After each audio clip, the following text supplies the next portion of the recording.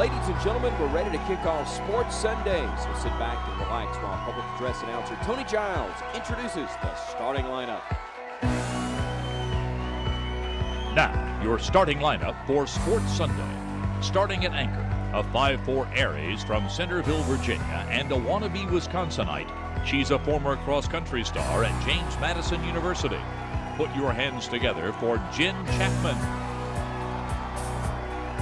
Also starting at anchor, a 6-foot Leo from Birmingham, Alabama. He's got a degree in graphic design from ITT Technical Institute. He's a father of 3, B.J. Millican.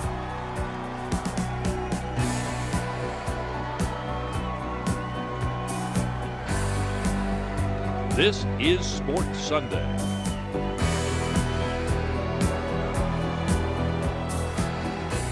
What a Sunday it is. Hello, everybody. If you missed it last night, Tuscaloosa's very own Deontay Wilder became the WBC heavyweight champion of the world. He outlasted Berman Stavern in 12 rounds to bring home the belt. Poor Berman, nobody can pronounce his name right. Welcome in, everybody, to Sports Sunday. More on Deontay and his welcome home in just a little bit. But first, we start with some Alabama off-season football news. It's always football season here. That's right. 2 Alabama football players will not be back with the team in 2015. Sophomore running back Alti Tenpenny and junior tight end Malcolm Fashone won't be back next year. Both played in a reserve role for the Tide the last year. Tenpenny tweeted earlier today, "It's hard to make it up at the depth chart here at Alabama, so it's also pretty difficult to become the heavyweight champion of the world." That is true. It is hard, you might say, but not impossible, as Deontay Wilder proved last night. Deontay dominated a 12-round decision against previous WBC title holder Berman Stavern. He returned triumphantly to T-Town this afternoon. Thanks to our friends at WIAT for this video. And you know what? The excitement for him has still not worn off. The new champ holding Sophia, that's what he named the belt, told us how excited he was to hoist that belt. I mean, you got one of the most prestigious belt in the history of boxing, the WBC. You know, it don't get no better than that. It don't get no higher than that. And Deontay Wilder's name is on there and face. So, and he's from Tuscaloosa, Alabama. And, you know, but like I said, this feels great. But I'm ready to see what's next.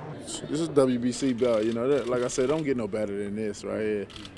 Does not get any better. Deontay joins some pretty exclusive company. He becomes the 3rd boxer from our state who can call himself the heavyweight champion of the world, along with, check out these names, Joe Louis, the Brown Bomber, and of course, Evander, the real deal, Holyfield. And you know what, Jen? There's already talk of his next fight, possibly against Tyson Fury or Vladimir Klitschko. Crazy. He's already on to the next one. Well, that's right. From heavyweights in the ring to heavyweights on the gridiron, it was Championship Sunday in the NFL. Let's start with the NFC. Defending Super Bowl champs Seattle beat Green Bay in Week 1 rematch today, and it was all about turnovers. First quarter, former Alabama star Clinton Dix with a huge pick into the red zone leads to a Packers field goal, and then later Packers up 16-zip, and it's again, another interception for the Bama rookie.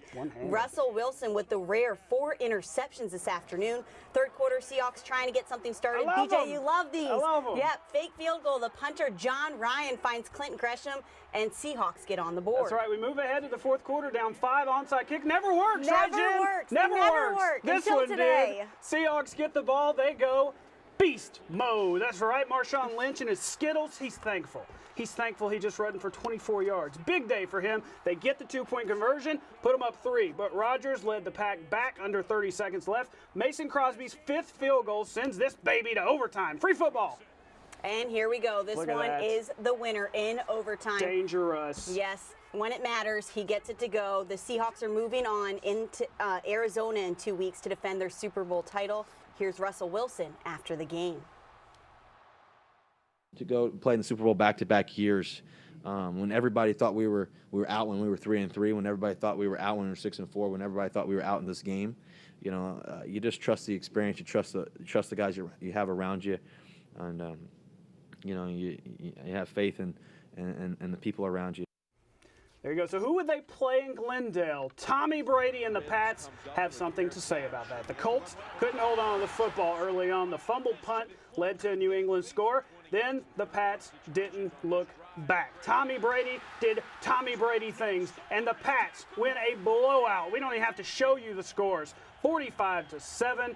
Here it is in all its glory. Super Bowl 49 is set. Glendale, Arizona, 2 weeks. The Seahawks are going to try to win their second title in a row, and the Patriots now tied with the Cowboys and Steelers for the all-time record for Super Bowl appearances with 8. That is huge right there. Moving on now to women's hoops. Alabama looking for their first SEC win on the road against Mississippi State. Things looking bleak for the Tide when the Bulldogs go on a 13-1 run. They make it a 22-10 lead. Freshman Mayo Shanti Knight with the sweet move behind the back, takes it in the lane. She gets that to go, cuts the Bulldogs lead to 6. Later, junior Nikki Hegstetter makes it a 5-point game, but the Tide couldn't get any closer, falling 66-50. Knight led the Tide with 13 points. And the Tide have now dropped all 5 SEC games this season and will look for their first conference win this Thursday night here in Tuscaloosa against Auburn. Come on out. Hopefully they can get it. But when we come back, we're going to talk about a variety of issues, including Alabama possibly losing Lane Kiffin to the NFL. We'll discuss it with Patrick Claybon of the NFL Network when we come back. But before we head to break, the Alabama women's tennis team hosted the Malmore Invitational this weekend and finished with a grand total of 23 wins. Right. Reigning NCAA doubles champions Maya Jansen and Erin Rutliff claimed 3 doubles victories. Danielle Spielman won 3 singles matches and was honored as MVP of the invite. Stay with us. We'll be right back after the break.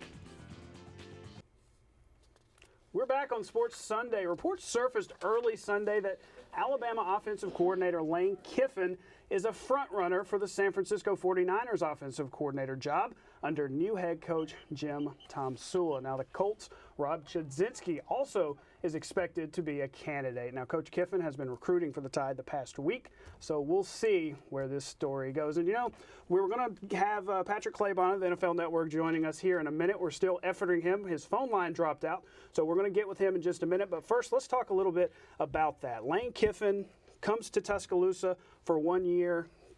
Does he? Do you think he bolts? Do you think he leaves after 1 year? I think it really depends on if he's settled into the college Right. game and he likes this system and he likes what he's doing here and he's starting to build and what relationships he's made with some of these players, these younger Absolutely. receivers. They seem to really take a liking to him. Yeah. I mean, when they've got to talk about him, they have really had high praises. So I think he would enjoy it here, but Yeah, but he's a California guy. We do Yes. have Patrick Claybon with us now from the NFL Network. Patrick, thanks for joining us. Let's talk about that. Lane Kiffin, the report out that he might be heading to San Francisco. Well, what do you think? Does he fit in that situation out in San Fran? Well, I think for people who paid attention to college football this season, they saw what Lane Kiffin was able to do in a relatively short time with Blake Sims, and we all know what people thought of Blake Sims coming into the season, and really what they thought of Lane Kiffin. And at the end of the year, those two things were totally different. So Jim Tomsula is coming into a situation where even with Jim Harbaugh, even with Greg Roman, Colin Kaepernick and the 49ers offense needed something different. They needed to go in a different direction. Lane Kiffin is a different direction. It remains to be seen if he is the guy. And there are reports that say he's a front runner. Now, we've had several front runners in this whole coaching search, coaching carousel issue this NFL offseason thus far for some teams. That's 29 teams that are out at this point. But it remains to be seen if it's going to be something that is completed. But Lane Kiffin obviously could have success at the next level, and this season is something that showed a lot of people that. All right, Patrick, let's get into this Super Bowl matchup that happened today. How impressive was the Seahawks comeback today against the Packers to clinch a spot in the Super Bowl?